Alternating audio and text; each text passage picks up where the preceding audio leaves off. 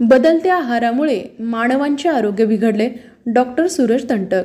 मोडणी प्रतिनिधी दिनांक 16 मार्च. महाडी कला व वाणिज्य महाविद्यालय मोडणीम येथे आरोग्य तपासणी शिबिर उत्साहात संपन्न झाले. यावेळी कार्यक्रमाचे अध्यक्षस्थान सोलापूर जिल्हा परिषदेच्या माजी अध्यक्षा डॉक्टर निशिगंधा कोल्हे यांनी भूषवले. यावेळी प्रमुख पाहुणे म्हणून डॉक्टर सूरज तंटक, तंटक हॉस्पिटल पंढरपूर हे उपस्थित होते.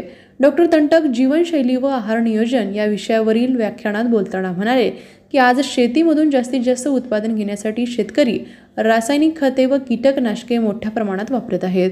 त्यामुळे सध्याचे अन्न सुरक्षित नाही. शिवाय जागतिकीकरणामुळे देशाबाहेरील अन्नपदार्थ भारतात आले. ते अन्नपदार्थ भारतीय लोकांच्या शरीराशी सूट होत नाहीत. तरी पण चमचमीत चवीचे असल्याने आपण ते खातो.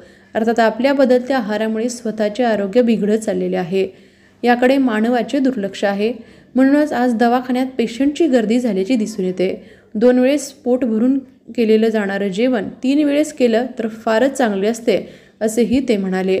या कार्यक्रमात प्रमुख उपस्थिती प्राचार्य डॉक्टर शिवाजी पाटील यांची होती.